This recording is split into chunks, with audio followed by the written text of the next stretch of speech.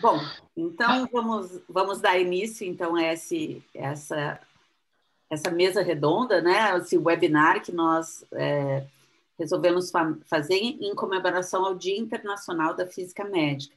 O Dia Internacional da Física Médica é 7 de novembro, que é amanhã. Mas amanhã a gente tem um encontro grande, gaúcho, né, de física médica. Então, na realidade, vai ser o dia inteiro. E daí nós resolvemos, então, fazer uma pré-festa. Então, né, uma pré-comemoração no dia de hoje. E, para isso, nós organizamos, então, duas mesas, né, dois conjuntos de mesas, onde a gente vai falar sobre, nessa primeira, sobre as experiências em pesquisa da física médica, e para isso a gente convidou 3 pessoas que não são muito caras, né, muito queridas, que foram diplomados, né, que se diplomaram aqui no curso de Física da PUC, e que são a Isadora Lopes Alves, né, que se formou em 2013 e atualmente ela é pesquisadora, ela vai contar depois, ela é pesquisadora, né, mora na Holanda, não sei mais se a gente fala Países Baixos ou Holanda, mas acho que agora é Países Baixos. Tanto faz. O Lucas Narciso, que também se formou aqui em 2014, né, Lucas, e que atualmente está fazendo o seu doutorado no Canadá, né? E a Daniele Borne Guerra, que se formou também em 2014, né? 2014-2, e que está fazendo doutorado aqui na PUC. Então, a gente... eu quero agradecer vocês, né, por vocês se disponibilizarem, particularmente, né, a Isadora e o Lucas, que estão num fuso horário mais... quer dizer, estão em fusos horários diferentes, né? A Isadora está para mais, o Lucas está um pouco para menos, né? Então, agradecer a disponibilidade de vocês, tá? Por estarem aqui. E a ideia de hoje, né, como eu tinha mesmo falado para eles, era que a gente, né, tivesse uma oportunidade de conversar e que vocês pudessem um pouco falar da experiência de vocês, né, na pesquisa, de como é que isso começou, apareceu, e de alguma forma como é que vocês, né, se enxergam, né, daqui para o futuro, né? Então, eu vou agradecer, né, e acho que vou começar com a Isadora. Tá bom, Isa? Eu vou começar pode ser. Para falar sobre isso. Eu vou pedir para todo mundo, né? Quem quiser, vocês têm... A gente vai, depois da fala deles, a gente vai abrir um espaço, mas se vocês quiserem ir fazendo pergunta no chat, fiquem bem à vontade, porque depois eles podem ir comentando também, tá bom? Então, fiquem à vontade para responder, tá bom? Perfeito. Vamos Obrigada, lá. Ana, pela introdução e pelo convite, como sempre. Não tem problema nenhum, fuso horário ou qualquer outro impedimento, estou sempre disponível, né, para a PUC, para vocês.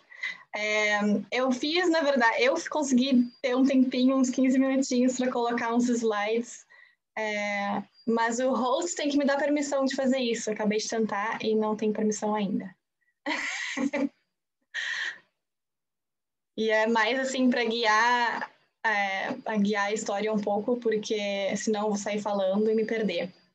E botei umas fotos também para vocês verem. Só um minutinho. Algumas experiências. Sim, teoricamente já está aberto para você se mandar. Agora sim. Perfeito. Então, para mim, a experiência em pesquisa em física médica foi mesmo um tesouro no fim do curso. Não foi minha ideia inicial, então achei interessante trazer para vocês como que eu cheguei nessa conclusão. Foi bem para o final da trajetória. E já o começo, assim, de escolher física médica foi uma coisa bem interessante. Eu não sabia o que eu ia fazer, acho que como muitos de vocês e muitas outras pessoas, né, na época do vestibular, eu não tinha nenhuma ideia do que eu realmente queria seguir. Tinha muitas coisas interessantes para explorar e não tinha tempo suficiente na vida, né? Sempre um problema. Então, o que eu pensei foi, bom, o que eu estou gostando de fazer agora? E isso tem sido meu motto, eu digo, durante a minha carreira, é pensar o que eu estou achando interessante nesse momento e para onde que eu posso seguir a partir disso. E no ensino médio eu sempre gostei de matemática, de física, não deve ser surpresa para ninguém, porque fazer física, né, a gente tem que se sentir um pouco confortável com isso. E eu lembro de discutir com um professor do ensino médio de física, e ele me dizia, por que você não faz física, né, no vestibular? E eu dizia para ele, não sei, porque eu não sei se eu quero ser professora. A única coisa que eu via na minha mente, assim, em física era professora. E aí ele me disse, bom, mas físico não é só professor, tem muita coisa que pode se fazer além, né, de dar aula em ensino médio. Por exemplo, física médica. Foi a primeira vez que eu ouvi o termo. E eu, o que é física médica? Dele, então, física médica, tu trabalha assim com imagens e tal, e com a qualidade dos equipamentos no hospital e tal, mas ligado assim a pacientes, talvez te dê um pouco mais de como se diz, uma conexão um pouco maior com a sociedade por um outro lado, né? Não tanto pelo ensino, assim, fundamental, mas numa área diferente. E eu lembro que eu não entendi nada sobre física médica, mesmo assim achei, bom, o que custa, né, tentar? Pelo menos eu vou curtir um pouco do curso, eu sei que eu gosto de física e a gente vê o que dá. E fiz o vestibular, passei, entrei na PUC, e logo de cara eu já pensei, bom, tem 3 opções aqui. Eu posso realmente tentar ir para a licenciatura e talvez seja uma coisa interessante, né? Não era meu objetivo principal, mas eu sempre fui de ser aberta a novas possibilidades. Pensei também em astronomia. Astronomia sempre pareceu uma coisa muito interessante, é um tópico que a gente discutiu muito em casa. E aí essa tal de física médica que ainda era uma grande incógnita, assim, para mim. A licenciatura, na verdade, foi o curso que eu segui mais fortemente durante o curso, realmente. O que eu tinha em mente desde o início, apesar de não ser a motivação inicial para entrar, foi o que eu gostei desde o início no curso. E fiz parte do PIBID, me envolvi com o ensino e tal, e realmente gostei. Mas, para o final, isso acabou mudando. A astronomia me fez ir para o Chile, na verdade, em 2009. E foi muito interessante, foi a primeira experiência internacional, mas, ao mesmo tempo, acho que depois de um mês de estar no Chile, eu já me dei conta que a astronomia não era para mim, principalmente porque eu achei que ia precisar passar meses, assim, durante o ano, meses no deserto, fazendo um monte de observações e fora, longe dos meus amigos e minha família, etc. Não era algo que me parecia interessante na época. E aí a física médica, no primeiro ano já, na verdade, não caiu bem. As primeiras coisas que eu vi no curso sobre física médica foram muito sobre controle de qualidade e realmente as atividades que se faz mais no hospital.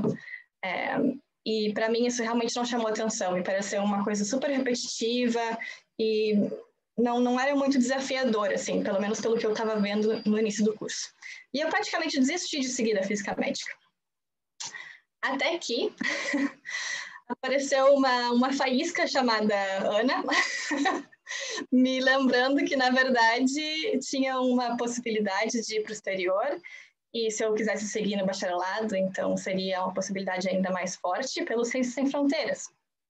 E eu pensei, bom, por que não tentar, né? A gente pode tentar. E, na verdade, isso foi uma coisa muito inesperada para mim, porque eu não achei que eu ia seguir na física médica, mas essa experiência realmente multiplicou o interesse na física médica e acabou sendo, digamos assim, o ganhador, né? A área ganhadora do meu interesse no curso. E o que foi Ciências Sem Fronteiras para mim? Foi em 2012, eu fui para a Califórnia, para a UCSD, passei um ano lá, e teve dias muito fáceis, né, de estudar na piscina, aquele clima maravilhoso da Califórnia. Tiveram dias muito difíceis também, porque eu decidi fazer cursos bem avançados, eu estava bem no final já do curso. Então, eu fiz termodinâmica, eu fiz Introduction to Elementary Particles, fiz coisas que foram bem complicadas de fazer em inglês, sem ter essa experiência. E o curso nos Estados Unidos foi bem diferente para mim. Eu acho que no Brasil a gente está acostumado lógico, a gente estuda muito e eu vou dizer que os brasileiros que eu conheço que entram na pesquisa são excepcionais, comparado com outros países.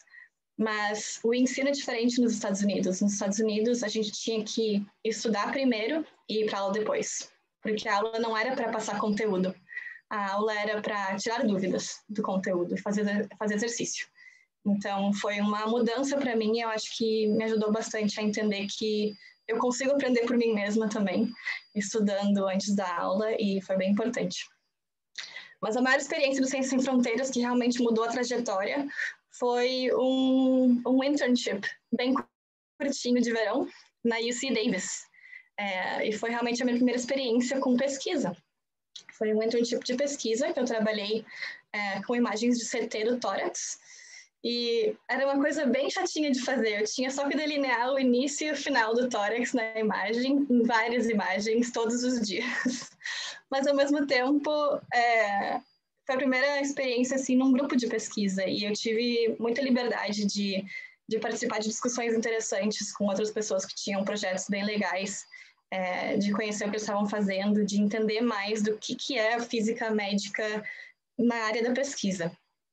E por essa faísca que aconteceu em 2012, eu acho que realmente eu pulei de cabeça depois disso na pesquisa e não mudei mais. E a partir daí, quando eu voltei, bom, eu sabia que eu queria seguir indo para outros lugares e tentando outras oportunidades no exterior. E para mim, assim, eu sempre falo que eu tive muita sorte, né, na minha carreira. Mas eu sempre lembro também que me dizem que sorte é preparo e oportunidade. E eu acho que isso é bem verdade também. Porque em 2013, a gente teve 2 pesquisadores de Groningen indo visitar a PUC e contando sobre o trabalho deles. Eles deram apresentações sobre o que eles faziam em Groningen, quais eram as áreas de pesquisa, alguns dos resultados das pesquisas pré-clínicas que eles fazem lá. E eu tentei a chance, fui falar com eles, tinha ideias de ir para o exterior. Na época, na verdade, por causa de um namorado que morava na Dinamarca, eu queria ir para a Europa, eu tinha que achar um jeito de ir para a Europa. E perguntei para eles, assim, achei bem interessante a pesquisa, perguntei se tinha alguma oportunidade, talvez, quem sabe, de um estudante do exterior fazer um mestrado lá. Eu estava buscando um mestrado na época. E eles foram super abertos. Aí que começou a ficar muito claro para mim que contatos são muito importantes. E não no sentido de que tu tem que conhecer a pessoa certa, mas que estabelecer contatos, estabelecer colaborações é muito importante na área e te leva para lugares inesperados. Então, falei com o Michel e com o Eric aqui na foto, e eles disseram, olha, a gente tem um programa que tu pode passar um mês em Groningen e a gente faz um projeto pequeno para ti, a gente trabalha um pouco juntos e dependendo de como for, se encaixar bem o grupo, se a gente gostar do teu trabalho, se tu gostar de trabalhar lá, a gente pode então ver o que pode se fazer. Nesse meio tempo, depois de ir para Groningen passar esse mês e ter amado trabalhar lá por esse mês, me formei numa turma super pequena da física médica, fomos só nós 6 nos formando aquele ano, aquele semestre, na verdade. E depois da formatura, então, me vim, na verdade, que ainda estou na Holanda, para a Holanda, para trabalhar em Groningen. E fiz meu doutorado em medicina nuclear. E foi uma experiência muito rápida e muito maluca. Eu saí direto do meu bacharelado para um doutorado, achando que era a coisa mais estranha do mundo. Me lembro ainda, Ana, de sentar no teu escritório, perguntando se não era um absurdo eu pular o mestrado. Como assim? Eu não sei fazer pesquisa, como que eles estão me oferecendo isso? E eu me lembro muito de tu me dizer, me perguntar, na verdade, o que tu gosta de fazer? O que te interessa? E eu disse, eu gosto de estudar. Estudar me chama atenção e é isso que eu gosto de fazer. Ela disse, então é isso. Doutorado nada mais é do que um mestrado estendido e mais puxado. Então já vai direto, se tu pode ir, já segue e vai em frente. E essa confiança foi sempre muito importante para mim. E na Holanda, então, fiz amigos para a vida toda, conheci meus ídolos acadêmicos, inclusive um deles virou meu orientador no final, Ronald Bullard. Inacreditável que essas coisas aconteçam no mundo, é muita coincidência. Viajei o mundo para conferências internacionais, dei cursos, supervisionei estudantes, aquelas coisas de sempre de doutorado. E foi muito, muito curta a experiência, por isso eu terminei na dúvida ainda do que fazer a seguir. Me envolvi com outras coisas também, além da pesquisa no meu doutorado. Me envolvi com PhD committees e organizei eventos para estudantes de doutorado. E gostei muito dessa parte de administração também e de fazer esses eventos e tal. Então, eu não sabia muito bem o que eu ia fazer. E fui procurar, então, uma oportunidade que me desse espaço para explorar mais, para fazer mais pesquisa, mas ao mesmo tempo para poder explorar um pouquinho mais do que tinha assim adjacente à pesquisa. E consegui. Entrei no meu pós-doc num projeto enorme europeu, se chama AMIPAD, Amyloid Imaging to Prevent Alzheimer's Disease. E esse projeto é um projeto público-privado, tem 15 parceiros acadêmicos na Europa inteira e me deu uma oportunidade muito única, porque como pós-doc nesse projeto eu trabalho não só com colaboradores da Europa, assim, de centros acadêmicos, mas também com empresas farmacêuticas bem grandes. Então eu consigo entender um pouco mais agora do que é a pesquisa para além de um grupo de pesquisa mesmo, né, num centro, assim, o que é uma colaboração internacional no dia a dia, o que é uma colaboração entre público e privado no dia a dia. E eu acho que isso enriqueceu muito, e eu vou dizer um pouquinho depois o que eu acho que a pesquisa pode ser para alguém que entra nessa área. O que eu faço hoje em dia são duas coisas, na verdade. Eu tenho uma posição sênior no grupo de pesquisa, então eu faço a minha própria pesquisa, lógico, mas eu também sou responsável por estabelecer colaborações entre grupos diferentes e entre pesquisadores diferentes para fazer o nosso projeto seguir adiante. Supervisiono, lógico, estudantes, mas eu também faço coordenação do projeto. Então, eu consegui essa posição onde eu ainda tenho essa variedade de atividades, né, embaixo do braço. Então, eu olho muito o budget, que é uma coisa assim que eu não esperava fazer durante a minha carreira nessa época, né, tão cedo. O budget desse projeto é bem grande, assim, números que não fazem sentido para a gente antes de entrar em colaborações internacionais, eu acho. Tem que ser bem focada com timelines do projeto. E por ser público-privado, tem interesses diferentes, de parceiros diferentes. Então, ter que coordenar esses interesses e pensar estrategicamente como é que a gente vai desenvolver o projeto é uma coisa bem nova para mim e que também na verdade, parte da carreira de pesquisador. Quanto mais a gente segue em frente, mais a gente tem que pensar numa forma estratégica e numa visão assim, a longo termo, e não só no nosso projeto aqui do dia a dia. Eu expandi meus contatos exponencialmente com esse projeto, e isso realmente me fez ver o quão importante é a gente se abrir para novas oportunidades e conhecer a nossa área, assim, as pessoas que trabalham na nossa área. E por isso, hoje em dia, eu ainda vejo a pesquisa como estudo e como desenvolvimento. Tem um porém, eu diria que nem toda pesquisa é legal. Eu tive minhas experiências, né, de IC também, que foram muito importantes, mas eu lembro de não gostar da pesquisa que eu estava fazendo. Não era interessante, não me chamava atenção. Então, eu acho que é importante, assim, quando a gente decide entrar na pesquisa, perceber que nem tudo vai ser a coisa mais interessante do mundo, mas ainda é importante passar por esse processo, porque te ensina a pensar criticamente sobre o projeto, sobre os teus dados, e são coisas que tu leva para o futuro, para quando um projeto super interessante aparecer.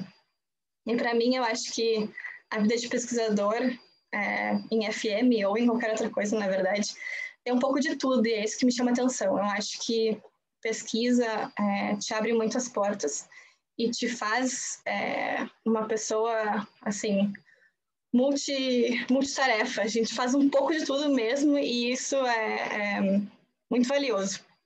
Eu acho que é uma característica que está muito em procura hoje em dia em qualquer mercado, e a gente desenvolve isso muito na pesquisa. A gente tem que ler bastante, como vocês bem sabem, estudar bastante. Programação, uma coisa que não tem mais como correr de aprender a programar, estatística também, mas tem outras coisas que a gente às vezes não espera na pesquisa, mas que são super importantes. Eu chamo de design, porque eu acho que saber colocar a apresentação, né, de um trabalho de uma forma clara, concisa, mas também que prenda a atenção, assim, que seja interessante de olhar, é uma característica muito importante, e que se vocês conseguirem desenvolver, vai ajudar bastante no futuro. Criar figuras que sejam claras, que passem a mensagem que vocês quiserem.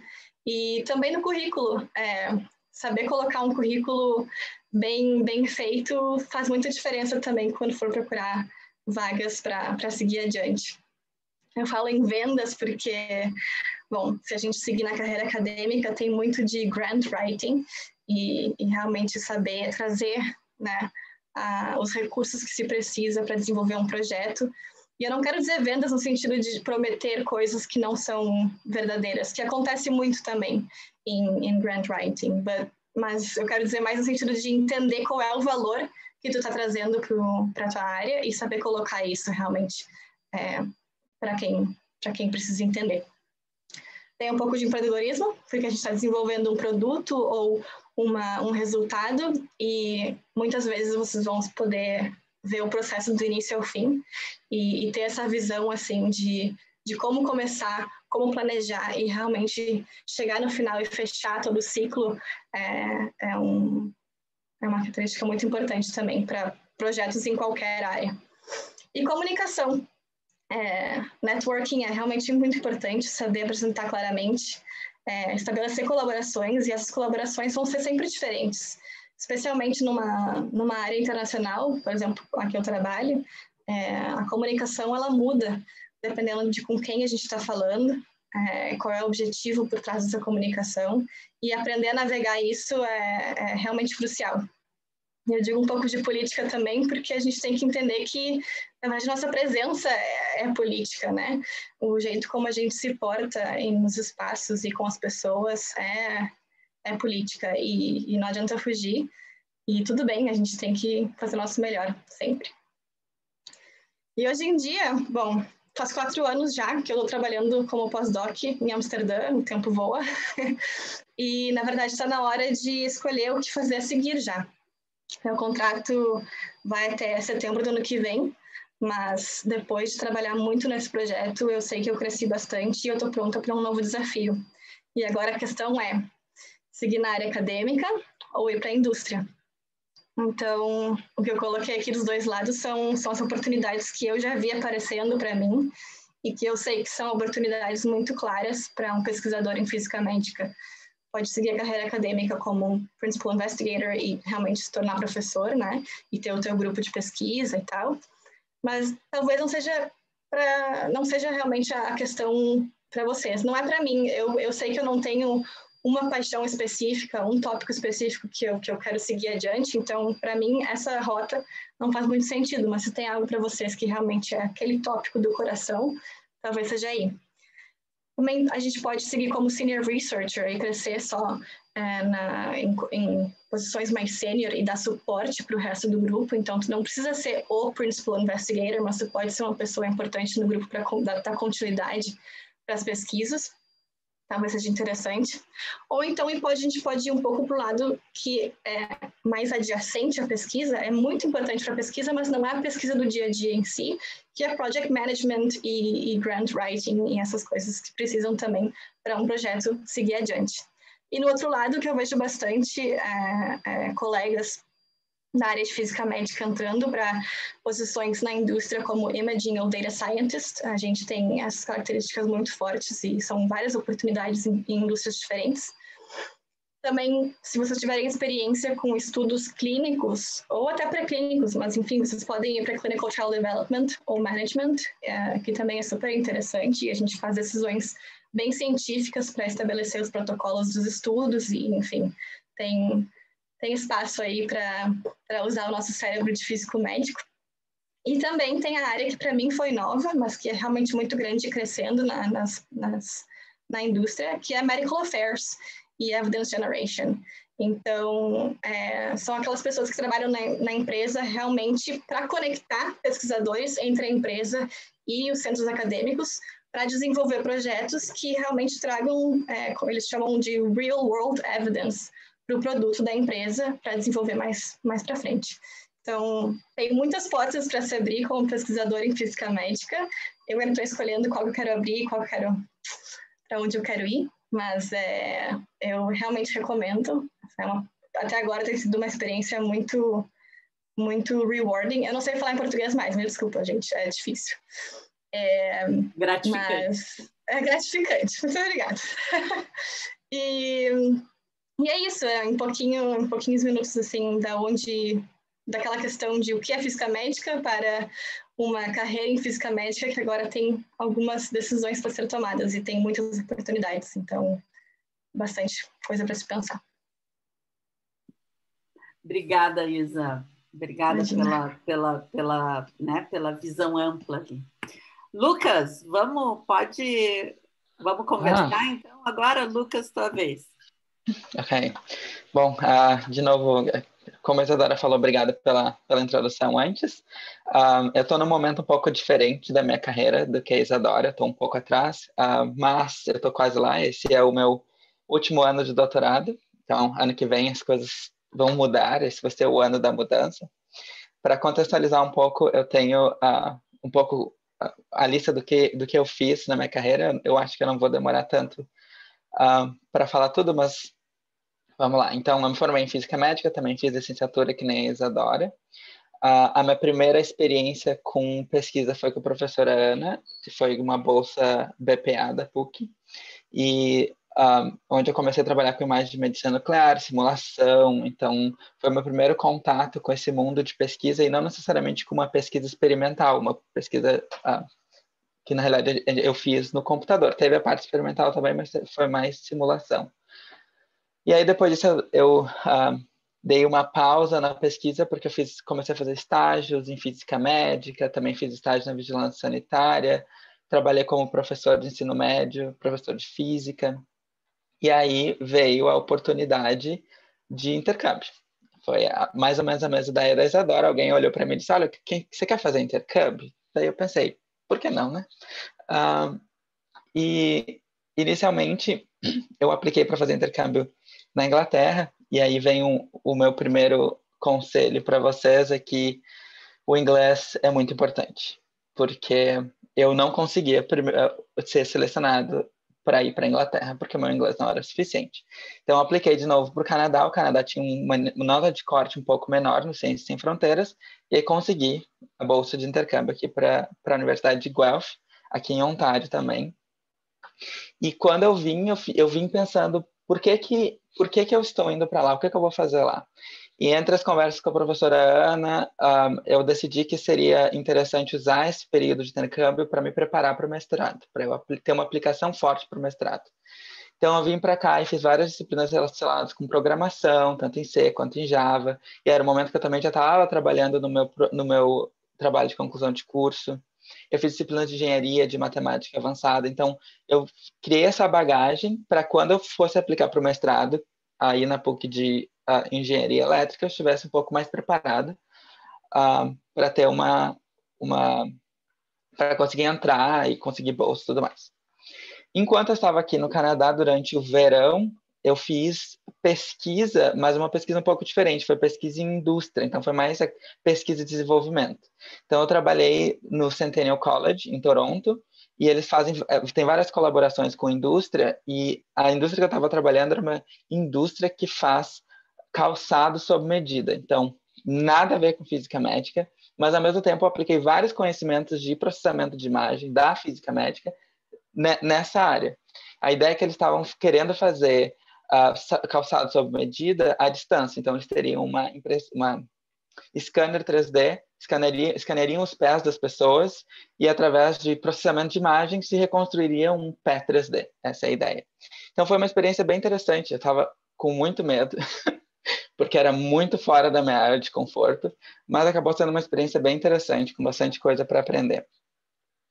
Aí depois eu voltei para o Brasil, tive mais uma bolsa de pesquisa com a professora Ana em CT, de escritores de idosos em CT, e aí eu me formei um semestre depois de Isadora e comecei o mestrado em engenharia elétrica. Eu não tive coragem de começar o doutorado direto, nem tentei, não era para mim. E foi bem interessante, porque o mestrado e o doutorado, eles ensinam coisas diferentes. E eu sempre digo para as pessoas, o mestrado foi muito mais difícil do que o doutorado para mim. Foi uma experiência muito mais desafiadora, e eu acho que o que é mais difícil no mestrado é o prazo curto, que são 2 anos para te fazer tudo o que tu tem que fazer e acaba sendo um período muito curto. Enquanto no doutorado, os primeiros 2 anos, tu ainda está se habituando, está aprendendo sobre o teu projeto, tem muito aprendizado nos teus 2 primeiros anos. E os 2 últimos anos são muito produtivos. E aí o fato de você ter mais tempo para trabalhar, faz com que seja muito mais gratificante a experiência do doutorado. Bom, já que eu estou falando em doutorado, tanto o meu mestrado quanto o meu doutorado está sendo, né? Ou foi, em quantificação em imagens PET cerebrais. No mestrado foi relacionado com pacientes com esclerose múltipla, aqui no doutorado é um combo. Eu estou tentando medir, tentando não, já consegui isso. A gente está medindo o consumo de oxigênio cerebral, mas usando uma técnica completamente não invasiva, combinando imagens de PET com imagens de ressonância, porque aqui tem um equipamento que é PET ressonância.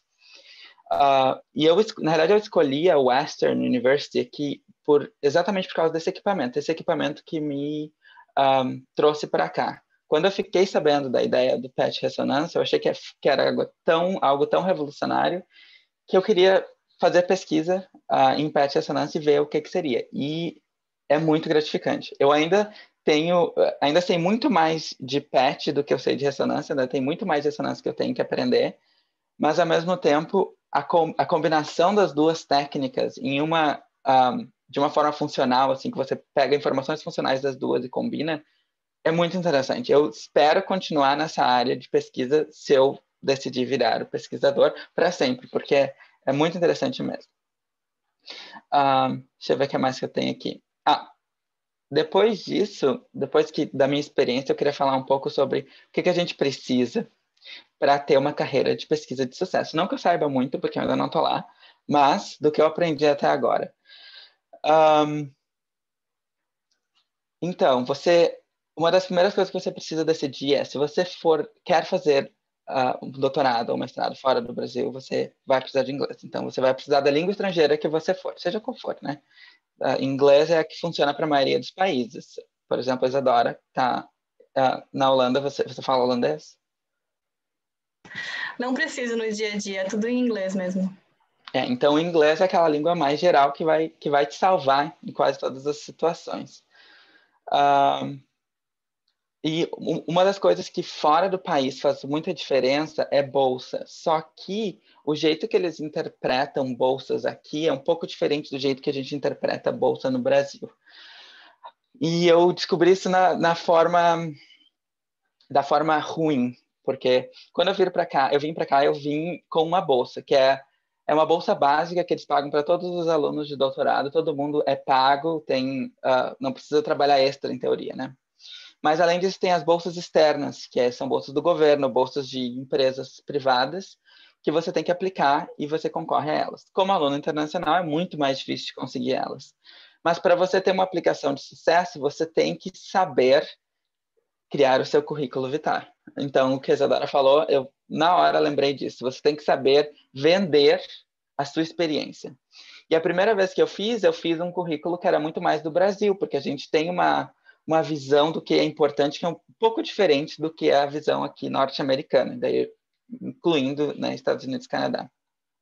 E a segunda vez que eu fiz, eu escrevi meu currículo um pouco diferente. Então, eu incluí todas as bolsas que eu consegui na minha vida. Por exemplo, ProUni, Bolsa de Pesquisa, Ciências Sem Fronteiras, o ProBIC, o BPA, as 2 bolsas de pesquisa. A distinção acadêmica também conta. A bolsa de mestrado e a bolsa de doutorado, que eu consegui no Brasil também, mas eu neguei.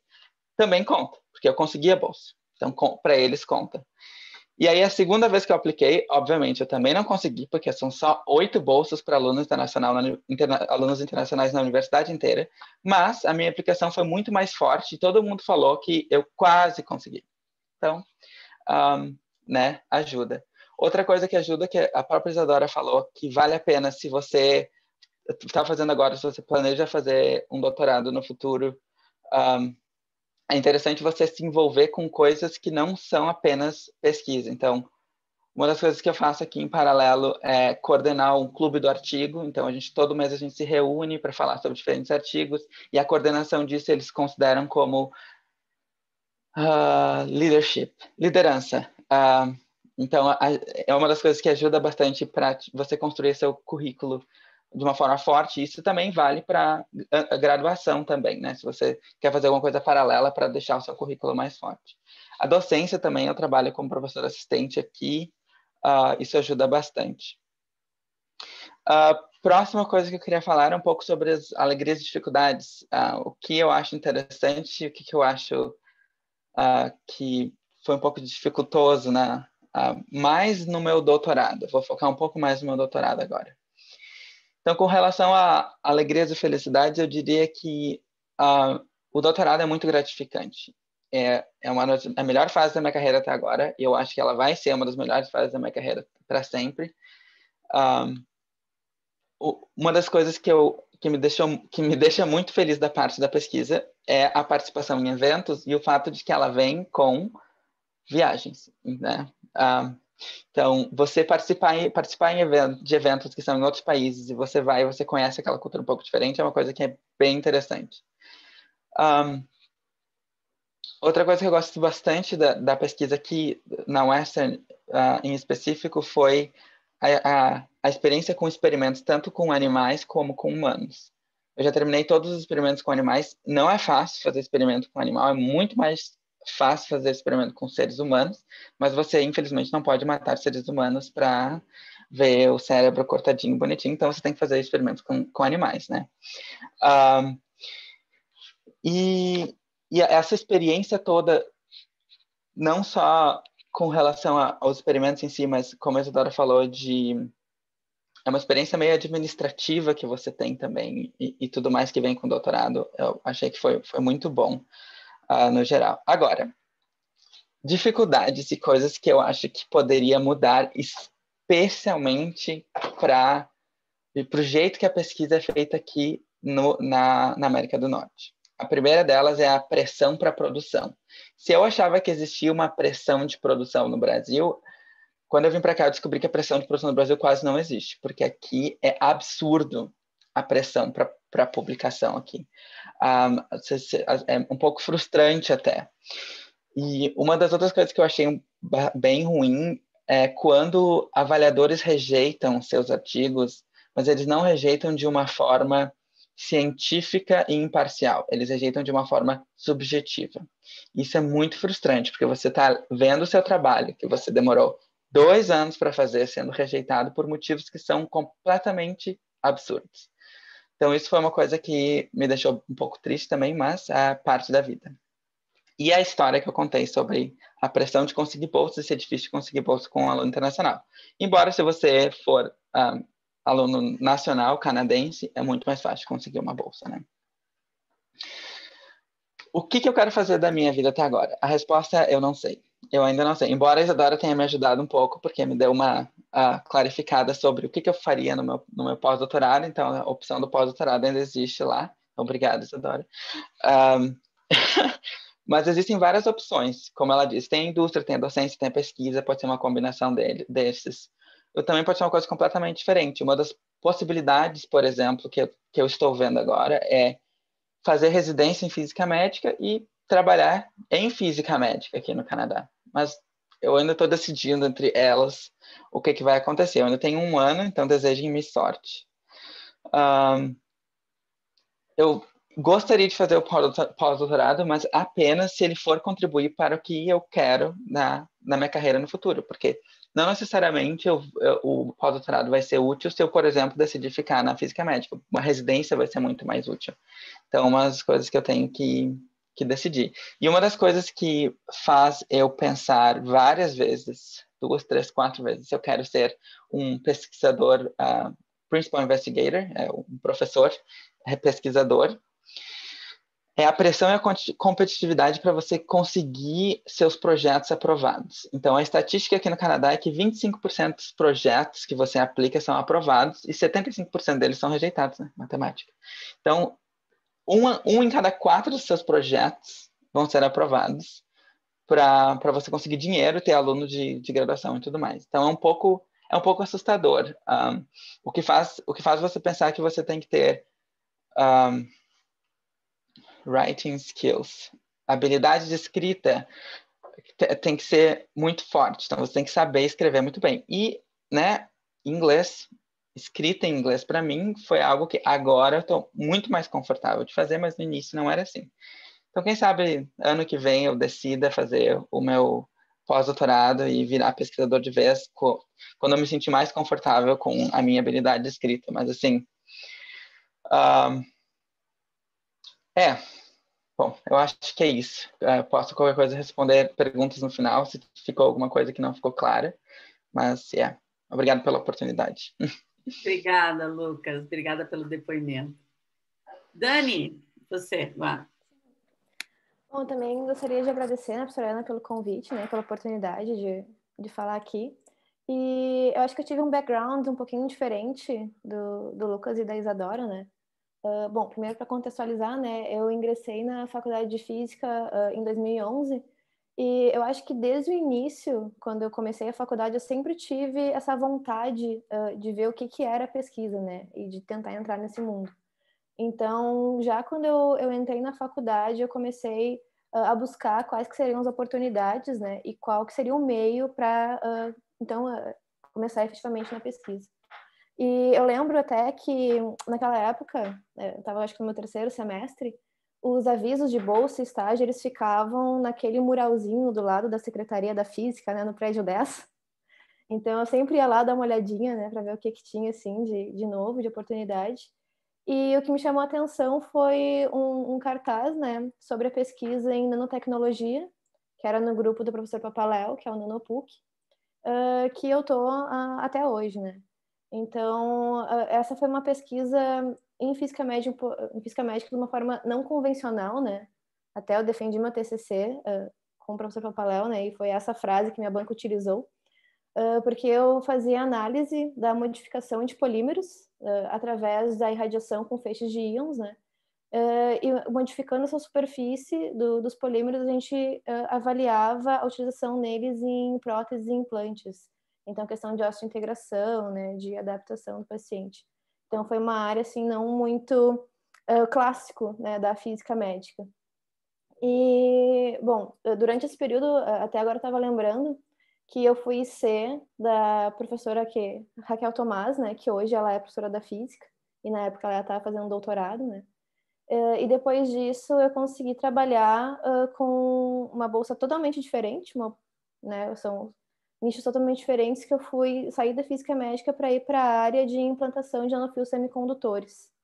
Então, eu já fui uma parte mais um pouco física teórica, naquela parte de física de estado sólido, né, mais física básica mesmo. E durante a minha iniciação científica, né, desde o início, eu sempre tive a oportunidade de estar na bancada de laboratório e de participar muito efetivamente dos experimentos, o que para mim na época foi muito legal, sabe? Porque eu me sentia realmente incluída e ativa na pesquisa. Então eu fui para a bancada de laboratório, eu fiz síntese, eu participei das irradiações de íons, né, que a gente fazia na URGS. Então eu conheci o acelerador de íons aqui, que foi uma experiência bastante interessante, né? E eu aprendi muito também, porque todas as discussões, em todos os momentos, tu é incluído. Então, tu é ouvido, sabe? E essa parte na iniciação científica eu acho que é o ponto-chave, porque tu realmente vivencia, né, o que é ser um pesquisador. E é claro que quando eu estava ao longo do curso, né, eu realizei estágio na área de física médica, né, fiz nos hospitais, e é uma etapa muito importante, né, para quem está na graduação, porque o momento da graduação, ele é um momento de tu explorar as possibilidades, né? Tu tem que tentar todos os caminhos que estão ali para ti. Então, tu tem que fazer bolsa de seio, tu tem que ir na radioterapia, na medicina nuclear, para tu ver qual que tu se identifica mais, né? E qual deles tu realmente quer seguir. No meu caso, eu achei, como a Isadora comentou também, um pouquinho repetitivo essa questão do hospital, sabe? Eu tinha uma rotina, eu tinha aqueles testes para fazer, então eu me senti um pouquinho presa no escritório, digamos assim. E eu achei que a pesquisa ela é muito mais dinâmica. Então, tu tem desafios todos os dias, tu tem novos obstáculos todos os dias, né? Eu achei, sinceramente, muito mais divertida também. Porque tu faz coisas que tu nem imaginava, né? Antes que tu ia conseguir chegar. Bom, então, depois que eu me formei, eu não tinha dúvidas, eu nem tentei fazer residência, nada. E já ingressei o mestrado também no PGTEMA, né? No mestrado eu continuei, então, essa parte da modificação de nanofios, né, que foi uma parte bastante básica, assim, física básica, digamos assim, né, desenvolvimento. E eu tive a oportunidade de trabalhar com o Sven, que ele foi um pós-doutorando, né, que veio da Alemanha. E foi nesse momento que eu percebi que o meu inglês também não era muito bom, né, porque eu achava que eu falava inglês muito bem, sinceramente, sabe? Eu me comparava com os outros assim, eu pensei, eu sou super fluente, né? Vai colocar um alemão na minha frente falando inglês que eu... Tá, não é bem assim, né? Então, poder trabalhar com ele, eu aprendi muito, né? Porque ele tinha muito conhecimento. Então, eu desenvolvi meu inglês, eu consegui ter um contato mais com computação. Eu tive que aprender a programar no meu mestrado, que eu nunca tinha feito antes. E eu consegui evoluir muito porque foi um momento também que eu deixei de ser aluna e eu comecei a virar independente, né? Então, no mestrado, eu era responsável pela minha pesquisa, eu era responsável pelos meus experimentos. Então, começa a evoluir também pessoalmente, né? E atualmente, né, eu sou aluna de doutorado no PGTEMA ainda, né, de Engenharia e Tecnologia de Materiais, mas agora eu sou uma física com um pezinho na biologia, né? Porque, bom, de novo, né, graduação foi uma parte da pesquisa, mestrado foi outra, doutorado foi totalmente diferente, né? Meu doutorado agora eu estou fazendo uma pesquisa que envolve nanopartículas de ouro para o aprimoramento da radioterapia. E nessa pesquisa eu estou trabalhando muito com a questão das células, né? Então foi uma coisa muito desafiadora para mim. Então, nos meus primeiros 2 anos de doutorado, eu tive que aprender a como fazer a síntese das nanopartículas, porque essa é uma área que não tem aqui na PUC, né? A gente está desenvolvendo a aplicação do nano com a biologia e com a medicina, então a gente partiu do zero, né? Isso a gente sabe que quando a gente vai procurar alguma coisa no artigo, né? Na prática, a teoria é outra, né? Então a gente começa a tentar repetir, replicar, mas tem muitos segredos, muitas coisinhas que os artigos eles não nos contam. Então eu passei exatamente 1 ano do meu doutorado tendo que aprender química, porque o meu background de química também não era muito bom. E daí eu, graças a Deus, pude contar com a ajuda dos meus outros colegas, né? Também do curso. E depois desse 1 ano que eu comecei a pegar na parte da biologia, que me tirou daí totalmente da minha zona de conforto. Porque eu tive que aprender como que eu vou criar uma célula, como é que eu vou cuidar dela, né? Como eu tenho que entender os mecanismos de o que está acontecendo ali. Então, isso me mostrou que a pesquisa, por mais que eu esteja fazendo pesquisa na área da física médica, eu estou trabalhando com uma coisa que eu jamais imaginei na minha vida, né? Então, eu tive que aprender muito sobre radiobiologia, né? E isso no início foi bastante difícil, né? Mas quando tu vai evoluindo e tu vê tudo aquilo que tu já conseguiu, tudo aquilo que tu já aprendeu, tu se sente muito bem, isso é realmente muito gratificante. E eu também acho, isso me mostrou um ponto muito positivo da PUC, né? Porque nós passamos por muitas dificuldades aqui no Brasil em relação à pesquisa. É difícil, às vezes, conseguir um equipamento ou um reagente, alguma coisa assim, mas os grupos de pesquisa, eles estão interligados, né?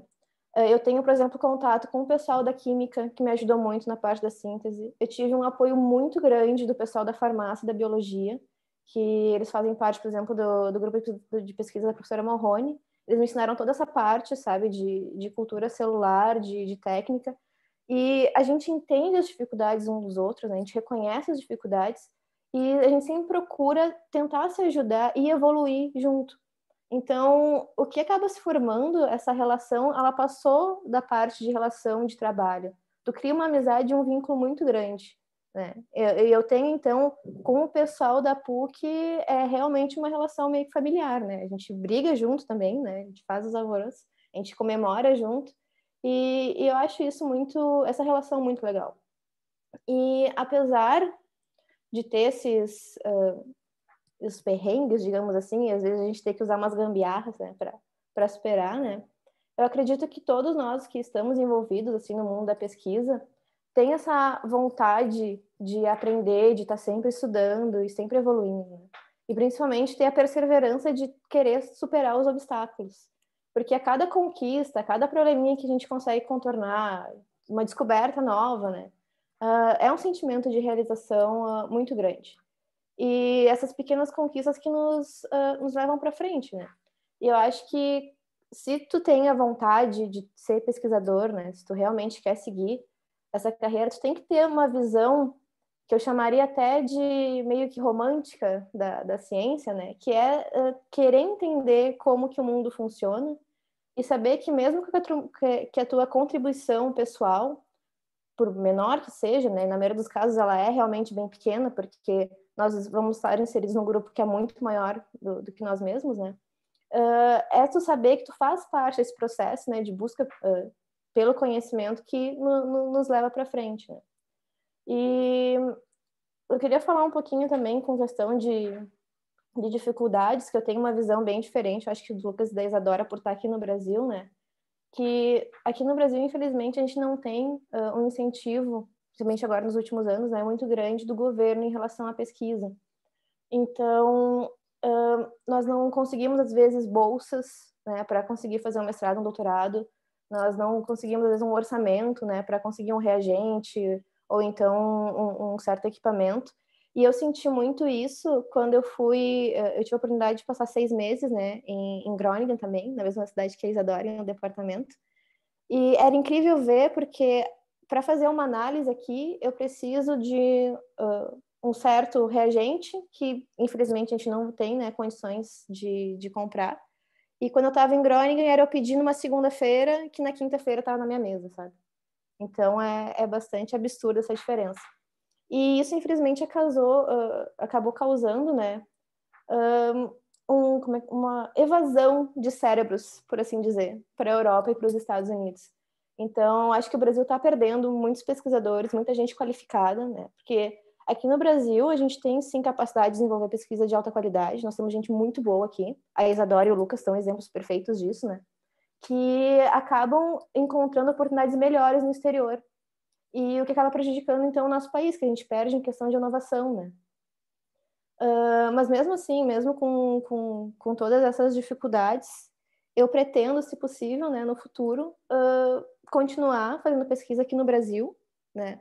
Eu vou tentar, obviamente, depois... Eu também não sei exatamente o que, tá, gente? Que eu tô acabando o doutorado agora, em março, vou defender, e a gente fica um pouquinho no limbo, sem saber para onde ir, né? Então, eu não sei se eu, de repente, conseguir uma questão de pesquisa em uma empresa que, às vezes, te dá uma oportunidade melhor, ou então tentar ser professora aqui, ou se eu não conseguir ir para o exterior, né? Isso ainda é uma incógnita. Mas a minha ideia seria conseguir dar de volta um pouquinho para cá, né? O que tudo isso me proporcionou, né? E eu acho que seria mais isso. Obrigada, Dani. Obrigada a vocês três pelos depoimentos, né? Por vocês contarem todas essas coisas. Eu queria abrir para o pessoal, se vocês quiserem fazer pergunta, tem 2 possibilidades.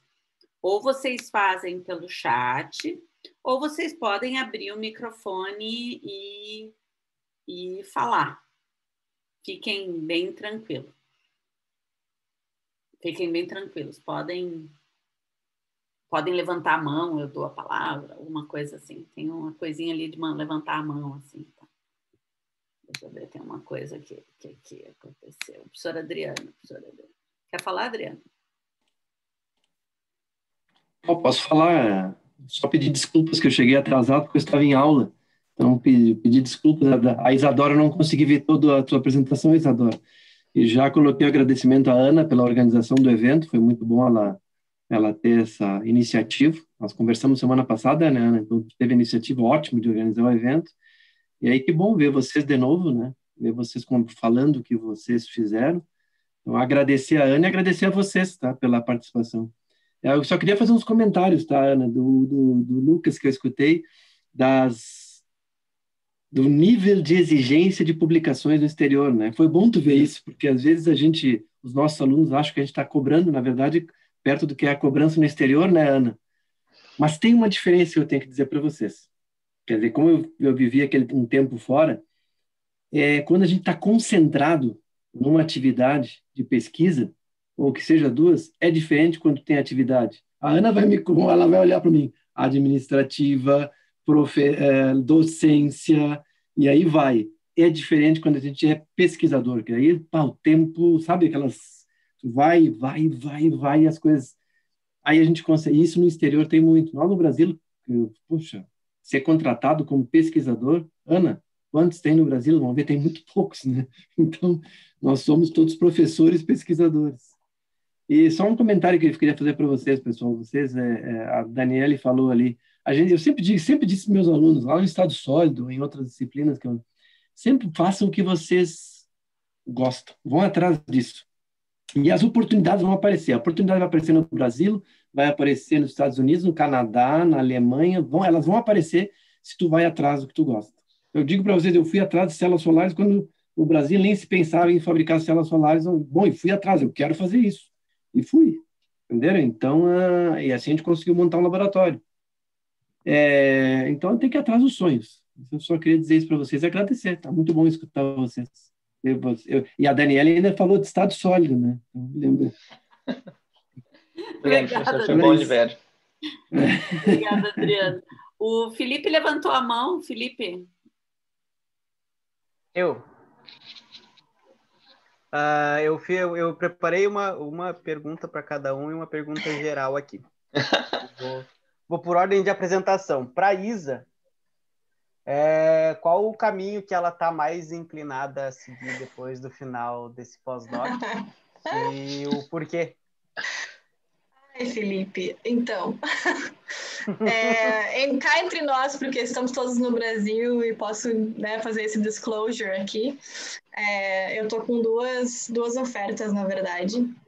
Uma para ir trabalhar na GE, como Medical Affairs, na área de Medical Affairs, e eu acho que essa oportunidade, para mim, agora me parece mais ligada a pesquisas. Então, a ideia dessa posição realmente é fazer vários projetos com vários colaboradores para conseguir a evidência científica para o produto, que no caso é o radiotraçador deles, né, para amyloid PET, para que seja colocado no mercado de uma forma assim, mais prominente, especialmente agora que a gente está prestes a ter um approval de uma droga para Alzheimer's, que é o aducanumab. Não sei se vocês estão acompanhando, mas tem bastante movimento nessa área. Então, essa é uma possibilidade e me parece mais perto assim, da questão realmente de fazer ciência, de né, fazer pesquisa e fazer análise.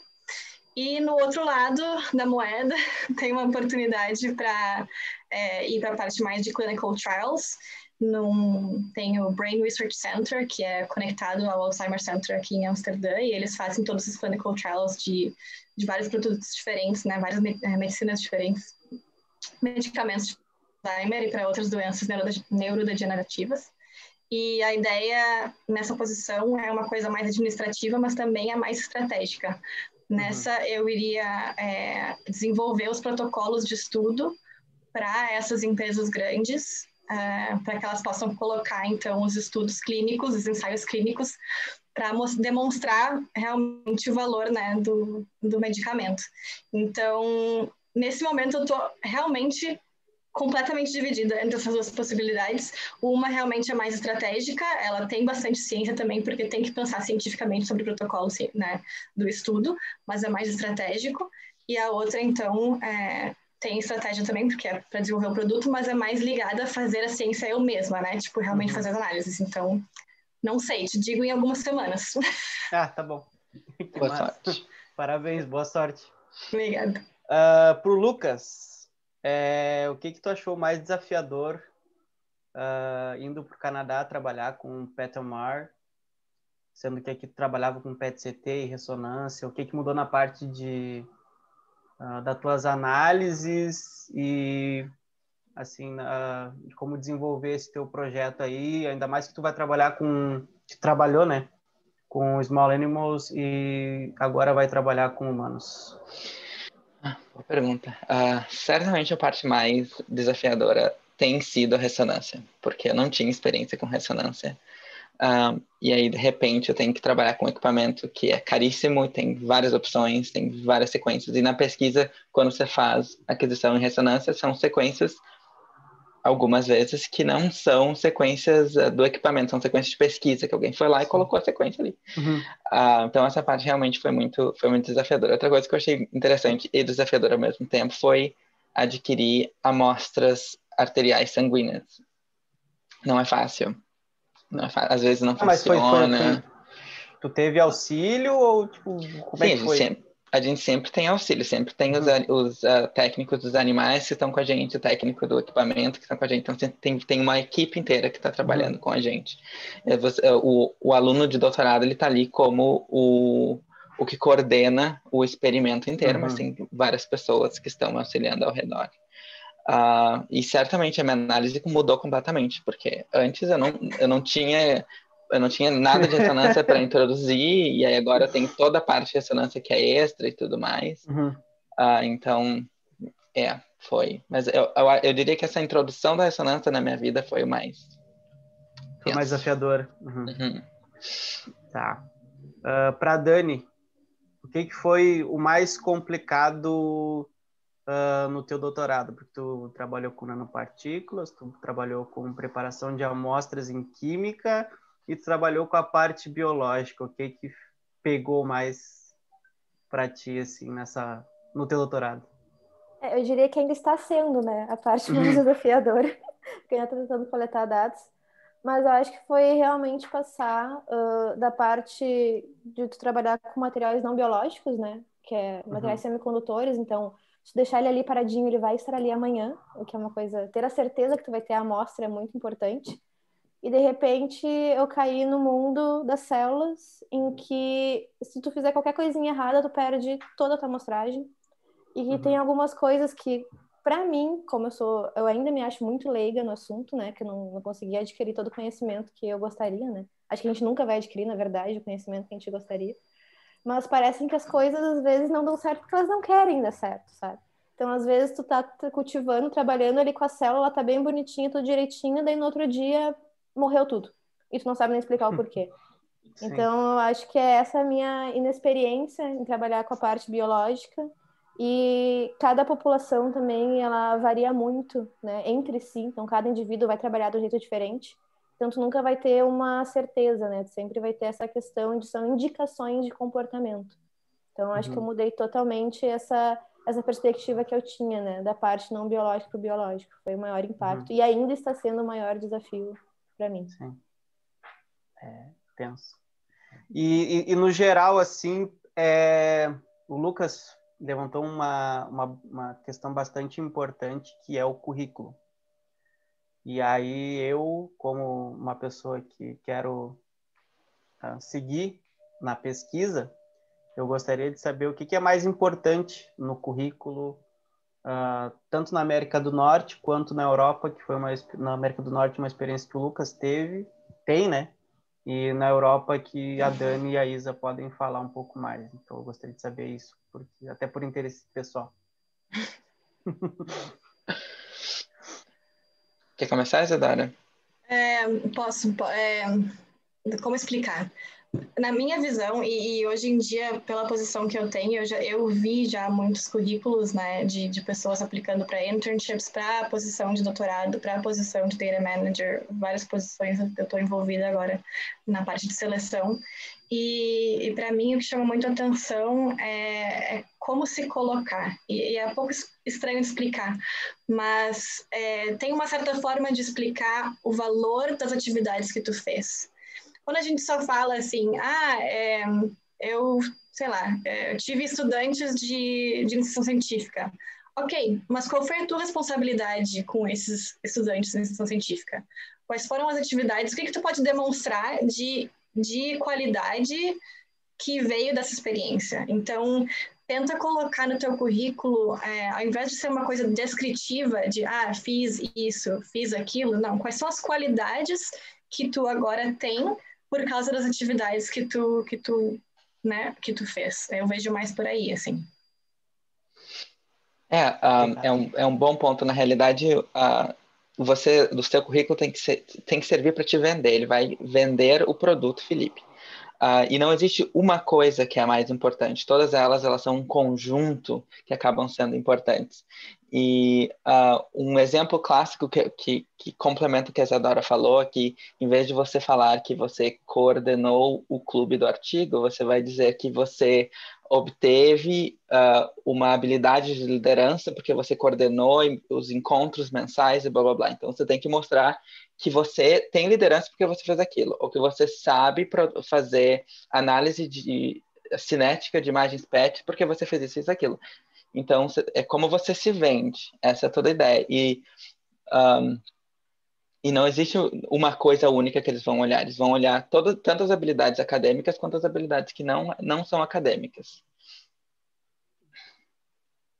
E tenha um currículo para cada posição. Sinceramente, eu agora por essa questão de também estou aplicando, né? Então, dependendo de qual é a função que eu estou aplicando, eles estão procurando por algumas habilidades. Então, essas vão ter que ser aquelas que estão em destaque e tudo é então moldado para como é que as minhas experiências são importantes para essa atividade. Então, eu tenho várias versões do meu currículo e eu recomendo fazer isso. Ótimo. Tá ótimo. Alguém quer tomar a palavra e fazer uma pergunta? Paula? Liga o microfone. Ana, eu queria falar alguma coisa. Eu achei bem interessante ver as histórias, bastante diferentes, mas com muitas similaridades. Eu me lembrei também, eu estava olhando quando a Isadora começou a falar, eu me lembrei do período que foi o meu período também de aplicação, antes de aplicar para o meu doutorado. E aí eu vi nos meus e-mails antigos que tinha um nome, o Michel citou o teu nome com e-mail. E eu não conhecia a Isadora, eu achava que era uma Isadora de lá de Recife. Engraçado ver isso. Mas é verdade, com relação a essa do currículo, uma coisa que é interessante, que eu também aprendi na fazer, era que, tipo, além de você fazer um currículo específico para aquela posição, você descrever o que você pode melhorar na empresa, ou empresa, ou pesquisa, você mostrar o seu ponto de vista, de não falar só sobre as seus skills, suas habilidades, mas também falar de como você pode melhorar e como você pode contribuir. E aí isso te dá uma bagagem sobre a posição mais na frente. E aí eu sempre colocava uma carta de recomendação anexada ao currículo. É claro, o teu currículo que tu fez está registrado, mas uma carta falando detalhadamente, endereçada à pessoa, que é muito legal. E aí uma coisa que a Isadora falou, que é muito interessante, é que faça um currículo para cada posição, tipo aplicação. Por quê? Eu percebi também que algumas empresas contratam outras empresas de RH que estão gerenciando a mesma posição. E você está aplicando para você foi rejeitado, mas você repete o currículo em outra e é a mesma empresa que está tendo, sabe? Ele está endereçando. E aí, com base na tua... É muito interessante ver isso. Isso é muito legal. No mais, é um prazer conhecê-la a todos e sucesso aí na nova vida. Eu também estou nessa aí. Parecido. Tá ótimo, gente. Tá ótimo. Eu queria a gente tem mais só uns 3 minutinhos, porque a gente tem uma outra mesa, né, sobre a residência em física médica. Eu queria lembrar que eu coloquei ali no chat, eu vou colocar de novo, quem quiser um certificado, tá, de participação, por favor, entra no link, deixa eu pôr aqui de novo, entra no link que eu estou disponibilizando ali, tá? Para poder a gente receber e depois a gente manda o certificado de participação para atividades complementares, no caso de vocês, né, precisarem. Se ninguém tiver... Alguém tem mais alguma pergunta? Vou abrir só mais um pouquinho, só para ver. Se alguém levanta a mão ou abre o microfone, dou-lhe uma. Tá. Se ninguém tem, então, uma pergunta, então eu vou finalizar agradecendo muito a presença de vocês, né? Agradecendo o compartilhamento dessa experiência, porque eu acredito que é muito importante ouvir de quem passou por isso, né? E quem ainda está construindo a sua carreira, esses depoimentos, né? Até porque quando a gente está vivendo, a gente, né? Quando a gente está na graduação, né? O pessoal que está na graduação ou no mestrado, ou mesmo no doutorado, né? Precisa enxergar um pouco adiante. Então, eu acho que o compartilhamento é super importante para dar um pouco dessa força e dizer também, né? Que uma característica que eu vejo em todos vocês, que para mim é muito claro, né? É muito claro, é essa vontade e resiliência, né? Essa questão de aguentar trancos, barrancos e decepções e ir adiante. Então, essa força, né? De ir adiante, a coragem, né? De enfrentar tudo isso, né?